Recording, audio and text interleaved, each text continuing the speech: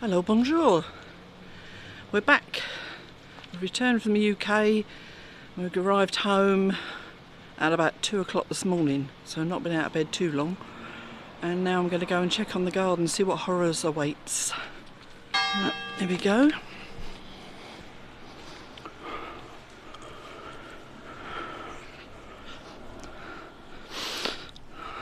Now, some of you are probably thinking, why would you buy a house with a garden so far away? That's just the way it is in France sometimes, and it's quite a nice walk. So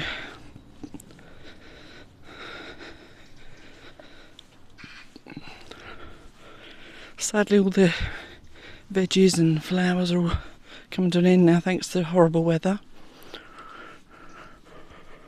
But nothing else, at least the garden stays green.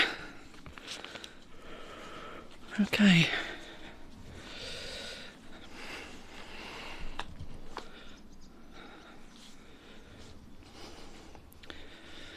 Oh, it's not looking too bad. Some things are a little bit battered from the rain that we've had. We had guests stay in the Jeep while we was away. They used the bikes, and just looking there, looks like they've covered them up well. That's good.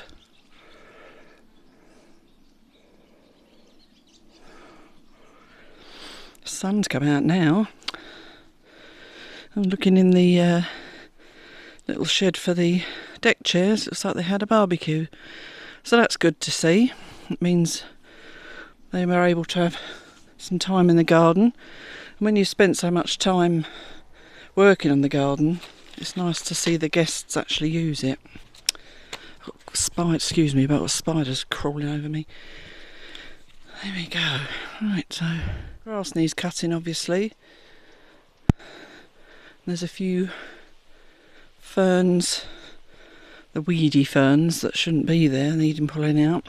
We tend to pull them out when they get bigger, because they're easy then to pull them out straight from the root. That's these ones I'm talking about. That fern there. And they're a pain in the neck. Okay. Yep, not too bad.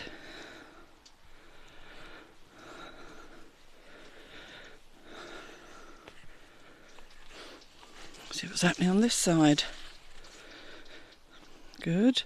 We've got a couple of new ferns there that Duncan bought just before, or not ferns, sorry, fuchsias that Duncan bought just before we went away. They should fill some of that gap up quite nicely. Everything else seems to be okay. And everything else here seems okay.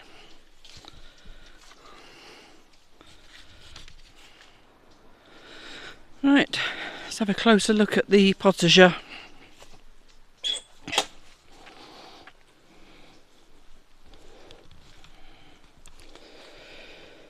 I've most definitely lost all my carrots. Oh no, I lie. There, all on its lonesome. Oh well, try again next year, Jan.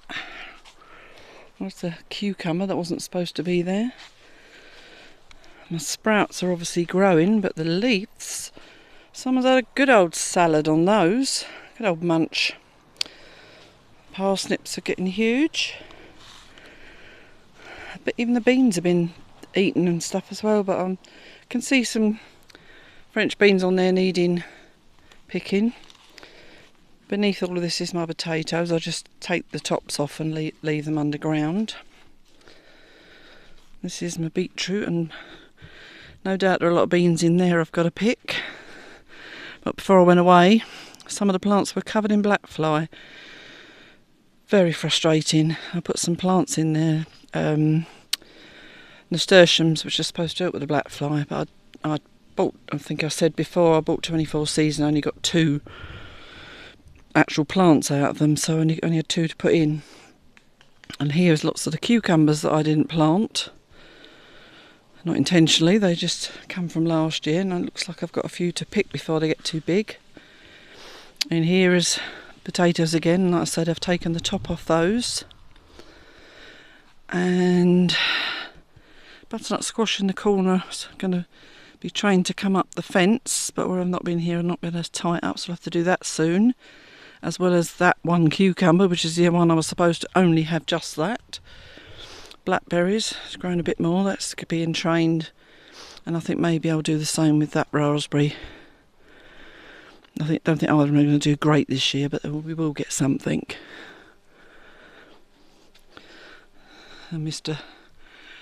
Blackbird or crow, whatever you're supposed to be, you're not doing a very good job, are you, keeping these insects and birds off my veggies while I was away? Right, let's go in the polytunnel and see what awaits. Oops. Well, spindly tomatoes is what awaits, and I think they're a little bit struck by blight. I thought I might have got away with it in the polytunnel. A lot of people on an allotment group that I'm on have been saying they've had no luck with their tomatoes this year, all the strawberries, but as you can see, evidence is I've got some, but not very many, and I can't see a lot of green ones either, so I don't know what's going to happen. Quite a few green actually on the yellow one, but no actual yellow tomatoes as yet. A few strawberries. One of you actually said to me that this year I may not get a lot because it's the first year of this lot, but I will pick and enjoy what little ones we have. So I've actually, down here there's a sweet potato. Well, I'll put sweet potato plant in there, but I'm not sure what it's supposed to look like. But that one green leaf thing that's growing, I'm not even sure if that's what it is, but I've let it go. It could be a weed.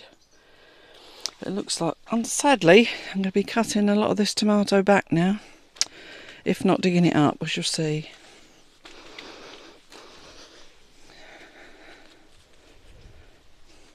Right, let's put a prop in front of this door in case the wind catches it.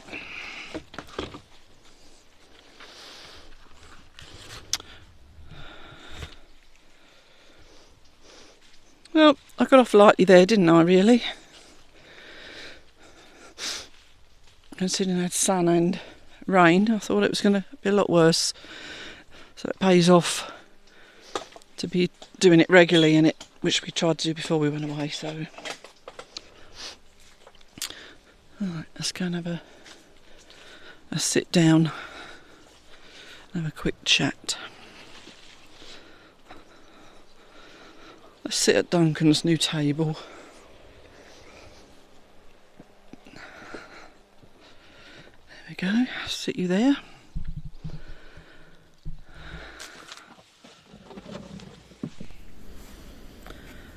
Yes, so we're back from the UK. We got on the Eurotunnel about 7:20 yesterday evening and arrived home at 2 o'clock this morning. We didn't get straight to bed because Duncan likes to unpack a bit when we get back, but very soon after we was in bed, and we laid in a bit today obviously as well.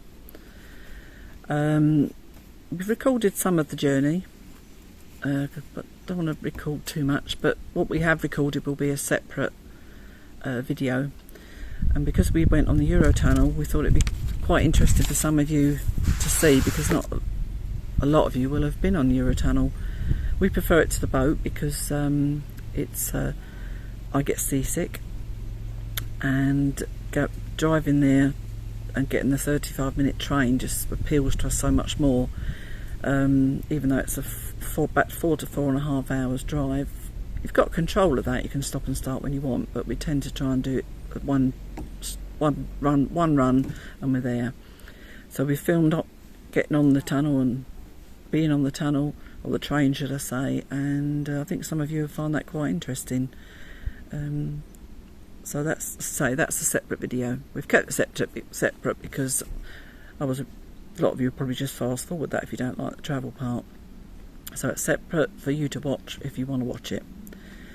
Then obviously we went to visit my family. The first day we saw my youngest daughter and her baby and her new partner. Then we went, what did we do second day? Then we saw, we went back did a bit of shopping and went back to my youngest daughter again, and then we went to see, did a bit of shopping in charity shops. Don't do normal shops, too expensive. We prefer to go to charity shops, give something a bit of second life. I managed to buy a pair of trousers, or jeans should I say, a skirt, a top, a cardigan, some CDs. Duncan bought some LPs, because that's all the rage. I say rage, look at me. That's all the thing at the moment. He's got a new stereo that it was a present for Christmas, so he did have that new, but sometimes you can't buy them things second hand that work very well. Anyway, so he did that, and then after that we arranged, we went to see my second eldest with her girls, and we saw her husband in the evening, and we sat in the garden. We'd done shopping with them all during the day, took the girls for a KFC, and then we arranged to see my eldest daughter on the Friday to do some shopping with her, but she got caught up visiting her father, so she couldn't get back in time. And it's difficult when you've got parents living apart, obviously. Then on the Saturday we took a day trip to London, and we went on the train. We saw all the sites, St Paul's and South Bank, Millennium Bridge, Covent Garden, I think it was Chinatown or Soho. I always get those two muddled up. And it was just lovely to see a few street entertainers, things like that. Walk round Covent Garden Market. So we filmed as much as possible. You know, it's difficult when you've got a lot of people around, as I've said to you before. You don't like filming people, but sometimes, especially when you're in London, people expect to have a camera in the face occasionally, because that's what people are doing. But yeah, so that's another video, the trip up to London. So you've got the travel to London one as well, the travel on the Eurostar, you've got the London trip, and visiting my children, and then we went to see Duncan's family. Oh, I forgot to mention, I went to my son's with his 4 children. So that was another lovely day, spending time with him. I was so tired by the time we came to see them, though. I did have to have a nap, sadly. But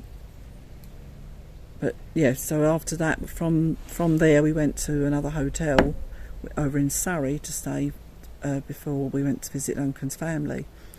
And we saw his mum and dad first and spent a bit of time with them, did a bit of shopping with his mum, and then we went to see his sister and brother-in-law and his nephew.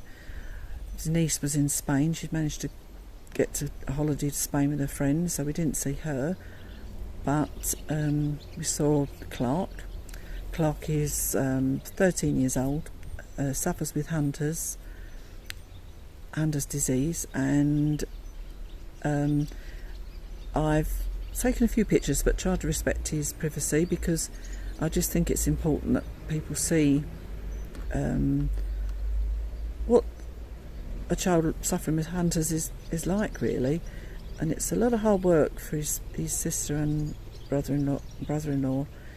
I've put in a link to the society that deal with it all. I think it's MPS, and they're obviously raising money all the time. I mean, Clark needs a lot of equipment. He still has to, unfortunately, be in a buggy. He still has to wear nappies. He's got special chairs and frames to help him stand. Lots of things that, you know, it costs a lot of money. So this society, you have to raise the money. So if you feel you want to help and you want to click on the link, then please do. But if not, you know, I'm doing it just to raise awareness that this does exist. Yeah, so that was the last visit, really. On the last day, we then just packed all our stuff up, left Duncan's parents' house, and headed for the Eurotunnel again. So obviously you've got the return journey as well, all on the same video.